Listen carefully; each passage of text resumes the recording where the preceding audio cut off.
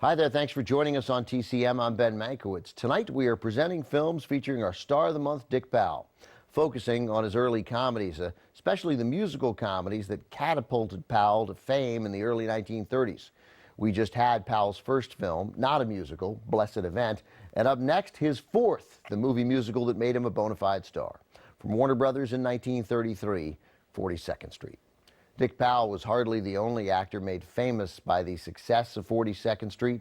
The cast showcases a number of actors on the cusp of Hollywood stardom: Ginger Rogers, Una Merkel, George Brent, and the woman who became a frequent co-star of Dick Powell's, Ruby Keeler. 42nd Street set the formula for the Depression-era musical. At the time, Warner Brothers had been focused on grittier pictures, crime dramas, stories ripped from the headlines of the nation's then vibrant newspaper trade, while studios like Paramount and MGM were producing more escapist pictures. When Warner Brothers started to embrace musicals, the studio's grit found its way into those too. 42nd Street makes no secret of the crushing hopelessness of the poverty facing millions of Americans.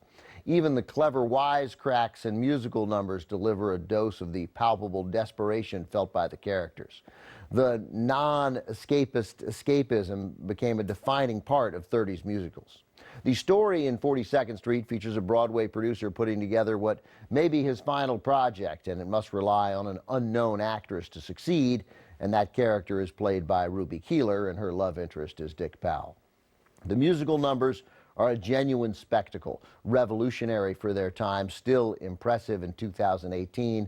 They were choreographed by Busby Berkeley, who was embarking on as good a run at Warner Brothers as any choreographer has ever had. 42nd Street, Gold Diggers of 1933, and Footlight Parade were all released in 1933. They're all on our schedule tonight. In the early years of the Depression, the studio consensus was that musicals were dead, but 42nd Street came in with a fresh take, and it's credited with single-handedly reviving the genre.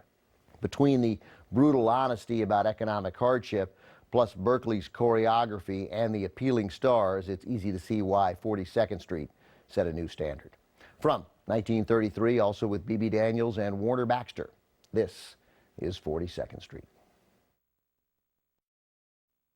42nd Street not only helped revive Hollywood musicals, it also came at an important time for Warner Brothers. The movie was one of the biggest hits of the year, alleviating some of the studio's financial problems and providing a template for more successful musicals going forward. It's really not too hyperbolic to say 42nd Street helped save the musical genre, helped save Warner Brothers, and helped jumpstart the careers of some big stars. It was Ruby Keeler's first movie. It was the movie that made Dick Powell a household name. It also helped elevate the careers of both George Brent and Ginger Rogers. Warner Brothers knew a good thing when they had it, and the studio quickly cast Keeler and Powell in similar movie musicals, complete with Busby Berkeley choreography, and we have two of those movies ahead on the schedule tonight.